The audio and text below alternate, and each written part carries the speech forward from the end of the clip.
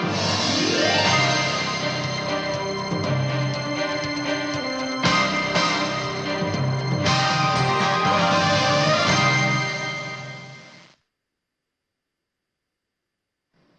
from the Channels Television Global Headquarters here in Lagos, Nigeria, this is Newsroom Series, and I'm Dominic Iriwu. Today we'll be focusing on the southeastern region. But before we get into that, let's have a look at the top stories making the rounds at the moment.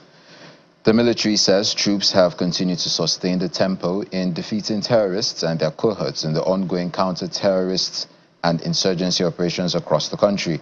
A statement signed by the Director of Defense Media Operations, Major General Edward Buba, says during the month of January 2025, troops neutralized 358 terrorists and arrested 431 suspects, while troops also apprehended 59 perpetrators of oil theft and rescued 249 kidnapped hostages. The statement disclosed that in the South-South, troops denied oil theft of the estimated sum of over 2 billion naira. The statement further adds that troops recovered 370 weapons and 4,972 ammunition. The Joint Admissions and Matriculation Board has announced the postponement of the 2025 Unified Tertiary Matriculation Examination registration until Monday, February 3rd. The board's public communication advisor, Fabian Benjamin, announced this via its official X handle. The statement explains that the registration, initially scheduled to commence on Friday, January 31, 2025, was postponed to allow the board to implement essential adjustments to its registration templates. The statement adds that the adjustments is due to the recent suspension of certain law programs in 9 universities as submitted to the board by the Council for Legal Education. Additionally, the board discovered that some computer-based test centers had used deceptive facilities to gain approval, prompting the need for further scrutiny and corrections by disapproving such centers.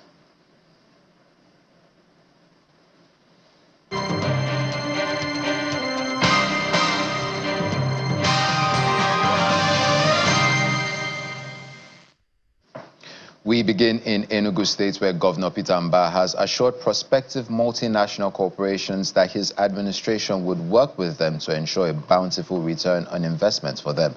Governor Mbah listed abundant opportunities and incentives in various sectors such as agriculture, tourism, manufacturing, mineral resources, logistics, aviation, tourism, real estate, mineral resources, ICT, among others. The governor gave the assurances during the second existing Foreign Direct Investors Roundtable at the Presidential Villa, Abuja. We've had quite a number of FDIs that have come into Enugu within the last 1 year, and the way we've made this work is largely based on looking at, we're not sure about the commerciality of this business. How do we work with the state government? In some cases, we provide the offtake that they need to make that entry. And we've had quite a number of companies that have come into Enugu as their first entry point to the country. And so my job here today is to encourage all of you to understand that Enugu is open for business.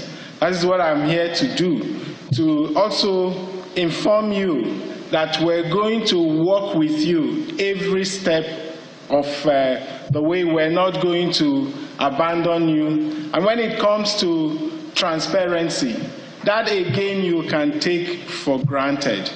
It's in our DNA. We work with you to ensure that we work out a structure that it makes sense for the business. My team and I understand the value of being accountable, being transparent, making sure that the investors have access to the right information. Over in Anambra State, it is a cherry development as the government of Japan handed over vehicles, flood detection and ICT equipment, among other items, to the government of the state in response to the impact of the 2022 flood disaster. The charge d'affaires of the Embassy of Japan, Mr. Hitoshi Kozaki, makes the presentation at the Anambra State Government House, Oka, and the Deputy Governor, Dr. Onyekachukwu Ibezim, receives the team on behalf of Governor Chukwuma Soludo. The Chargé d'Affaires of the Embassy of Japan, Mr. Hitoshi Kozaki, is at the Anambra State Government House, Awka, for a critical humanitarian assignment. He is received by some top officials of the Anambra State Government, led by the Deputy Governor of the state, who is representing Governor Chukwuma Soludo. The Anambra State Commissioner for Budget and Economic Planning officially welcomes the Japanese envoy. I understand we tried to recount the 2022 flood event.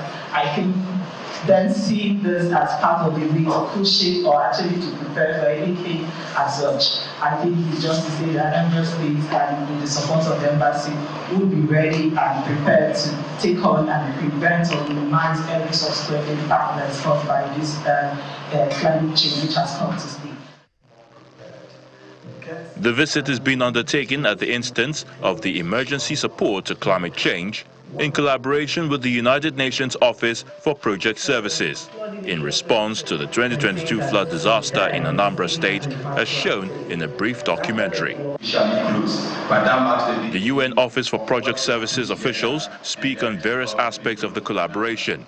The overarching objective for this project is for humanitarian assistance and to help the people of Anambra to manage such disasters, what we experienced in 2022 and then whatever we are yet to experience. I mean, God forbid we don't want the 2022 flooding, but should we have any disaster, Anambra Sema should be in the position to support.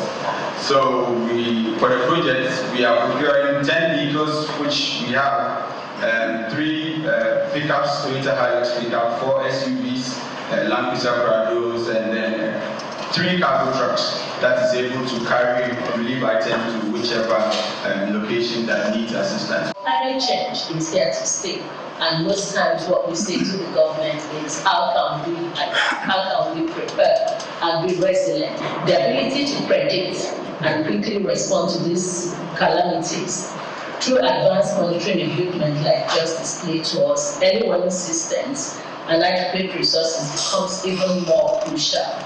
This project has been critically in setting up and strengthening the Anambra State resilience and capacity to react to extreme weather events.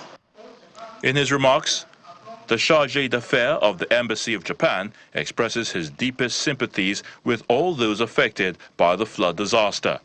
He hopes support from Japan will help finance future preparedness to manage natural disasters. We would like to express our deep sympathies to all those affected by this disaster. This project marks an important step forward in our joint effort to strengthen Anambra State's capacity to respond to natural disasters exacerbated by climate change, in partnership with Anambra State's Emergency Management Agency and UNOPS. Support for disaster preparedness funded by Japan and led by Japanese experts include conducting risk assessment, making hazard map, and setting risk management program. Responding on behalf of the state government, the Deputy Governor first expresses appreciation for the kind gesture. He then highlights the environmental challenges of the state. The climatic change is a global phenomenon, and it's affecting everywhere. Okay, just if it is not flooding, which has an interplay with the erosion menace we're having in Anambra State, there are also some natural happenings like spots of fires, so that we can close about it. So we thank you on behalf of Mr. Governor, Professor Chukwuma Soludo. We want to thank you for your kind gestures, and then we hope this continues. The necessary project certificates are signed by the relevant parties. The assignment is completed with handing over of the keys of the 10 vehicles for onward passage to the state governor.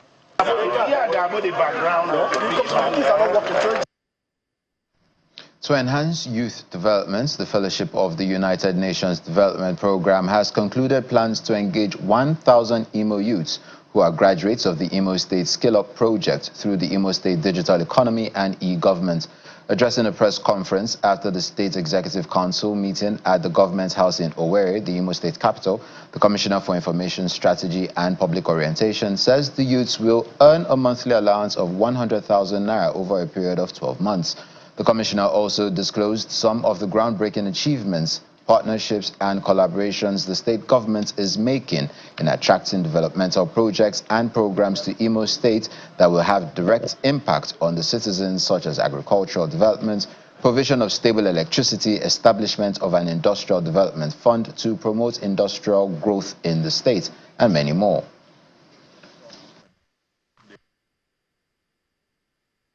The United Nations, which is a body that all the member nations of this world belong to, has entered into a fellowship program with Imo State government. And this fellowship program with the government will lead to the United Nations engaging 1,000 graduates from the Imo Digital Skill Up Imo program. And this goes to show how far this program has gone, up to the point of attracting the attention of the United Nations. And the engagement will see to this 1,000 graduates of the program receiving 100,000 naira every month for 12 months. That's the initial agreement. They will engage them for 12 months and they will receive 100,000 naira as salary for the 12 months. And they will deploy them to ministries, departments, and agencies of the state government here to help beef up the digital knowledge of the different ministries.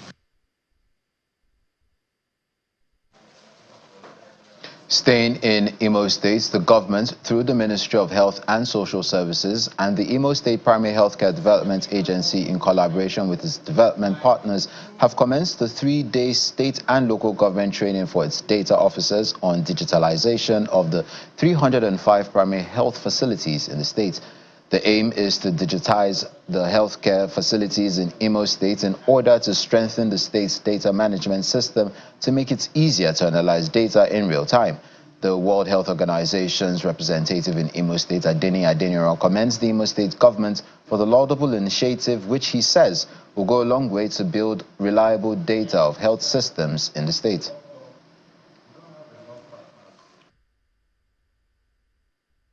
Under the leadership of the Executive Secretary, Imo State Health Insurance Agency, Dr. Ewelike, I want to say that WHO is excited to be associated with all these great revolutions happening in the health sector. Of the many beautiful things happening in Imo State's health sector, the financial risk protection, the health insurance agency, the activities has been thrilling and very dear to us as WHO. We want to build systems that ensure the production, analysis, and use of reliable and timely health information for action. Meanwhile, health authorities in the state are confident that the digitization process will ensure better efficiency in the handling of patients' information, as well as analysis and provision of reliable information on immunization, vaccines, medical history for timely action.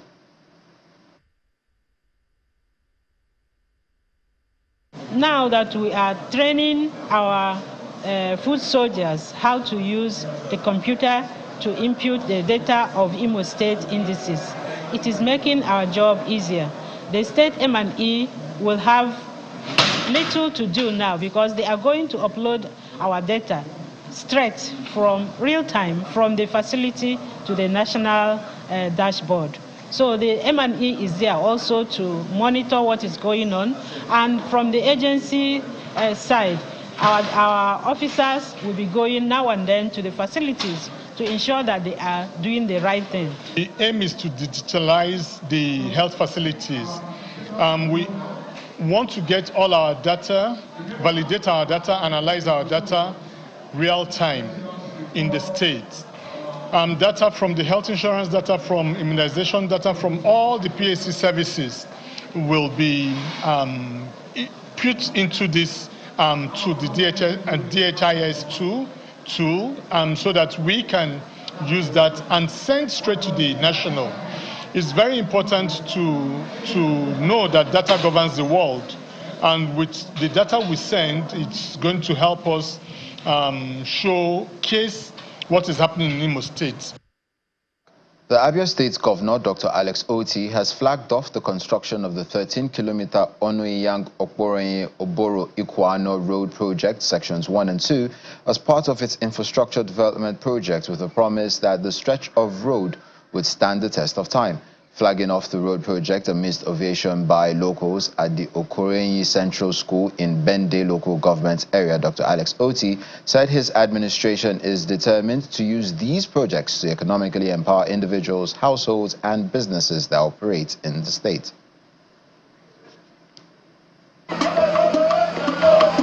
The Dr. Alex Oti-led administration in Abia State has continued its infrastructural development drive, the latest project being the construction of a 13-kilometer road project between Onuiyang and Ikuano, flagged off in Bende local government area. The road, which stretches through the central and northern senatorial districts of the Abia State and connects farmers to urban markets, has been dilapidated for over 2 decades. Addressing the people of the area, Governor Oti talks them through the project's expectations, including a smoother commuting experience for people and agricultural commodities, fast-tracking of inter-community trade, and broadening of social interactions. There are no barren lands in Abia. Our determination to build quality road networks to connect all parts of the state is founded on the conviction that there are abundant human and material resources to be harnessed by opening the roads that were hitherto abandoned through systemic neglect, corruption, or just limited awareness of the connection between road and rapid socio-economic development. Officials supervising the construction give more insight into the possibilities that come with the completion of the road. This will result in a boost in agricultural produce, create employment, and by extension impact positively on the IGR of the state. Even the construction work alone will create over 200 direct and indirect employment. I pledge my absolute commitment to the satisfactory completion of this project in record time. Be rest assured that this road will be constructed to world-class standards, meeting the highest benchmark of quality and durability. Together, we will ensure that it becomes a symbol of pride for your community and Abia State at large. Residents of Ikuano and Bende are happy about the state government's decision to move equipment to sites to begin work. Our people, they find it difficult to access the town before now. But now, thank God that the governor have intervened in this very road. At least, it will be easy for us to access the town. It will be easy for us to take our farm product to the town to sell it. They regret the deplorable condition of the road, which hinders farmers renowned for the quality of their farm produce, and thank Governor Oti for the decision to change the narrative.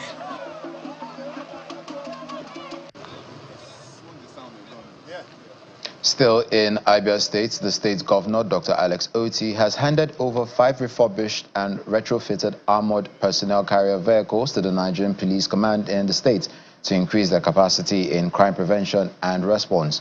Speaking while performing the handover ceremony of the armored vehicles in the government's house Umuahia, Dr. Alex Oti said his administration, on the assumption of office 20 months ago, met the vehicles in terrible states of disrepair, admonishing the vehicles would be entrusted with to ensure that the vehicles are judiciously used with regular maintenance.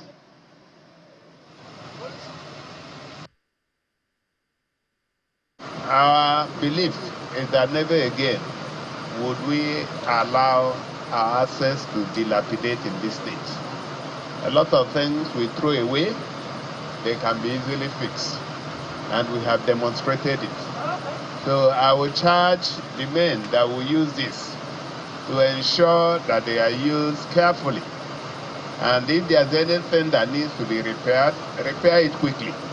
Because if you don't, you will spend 2-3 times to repair it. If you want to buy brand new armored personnel carriers, today you know how much it will cost. But today we have 5 of them being returned to the police force.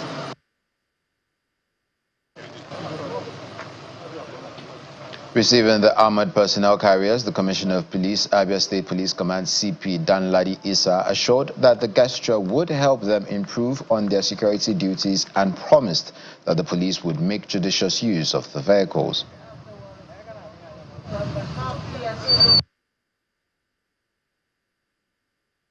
We want to specifically thank Your Excellency for the numerous support you are giving the police in Abia State. I want to say that we are not taking these things for granted. It is in all ramifications, and it's very glaring. The general public is seeing what you are doing. All over the world, what the police needs is there are tools to work with. And in your understanding and magnanimity, you have always stood solidly behind us to create an enabling environment for us to work so that we can have relative peace in the state. We want to thank you. And we want to promise that these APCs are going to be judiciously used.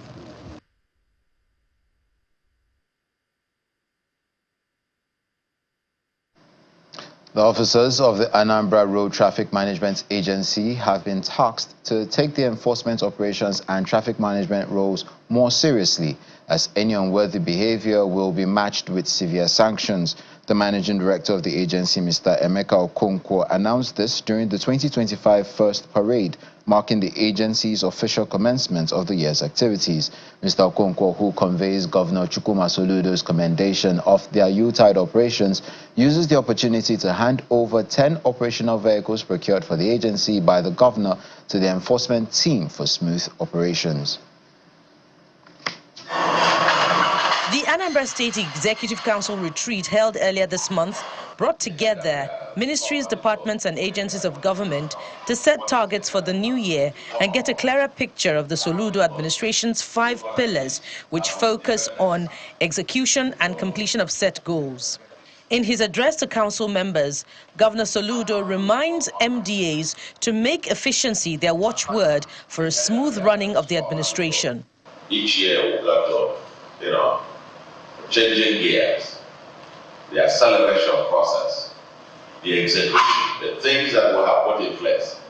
If you are not delivered, they are not showing clear results by March, after 3 years, and that really so.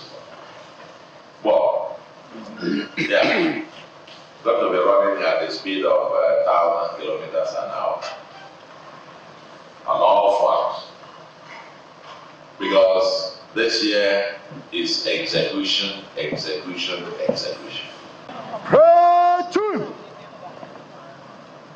Remember that, no single movement. The governor's call is being heeded at the state headquarters of the Anambra Road Traffic Management Agency, ARTMA, where officers and the ad hoc staff are on their first parade of 2025. This is part of their activities to commence the year that includes a full briefing from the leadership in areas of conduct and operations. The managing director of ARTMA, Mr. Emeka Okonkwo, relays the governor's commendation message for their outstanding performance during the Yuletide and also charges the officers to enforce traffic rules, especially now that over 90% progress has been achieved with the upgrade of traffic lights within major cities. Our officers are ready to work. They're ready to go back to the roads and continue to do what they know how to do best. We also used the opportunity to distribute the 10 new vehicles that was purchased by Mr. Governor, Professor Charles Chukwuma Soludo, to the various local governments. And you can see it's excitement, excitement, excitement. Everybody's happy. It's a cheery development for the enforcement team of the agency as the MD hands over the keys of 10 shuttle buses procured by Governor Soludo for the agency to ease mobile operations. The officers have swung into action, and for impatient road users, it will not be business as usual as the enforcement team is not ready to entertain excuses as residents of Anambra must obey traffic rules to ensure safety. And that's where we drop the anchor on this edition of Newsroom series. For updates on news and headlines, please check our website. I'm Dominic Iriwu.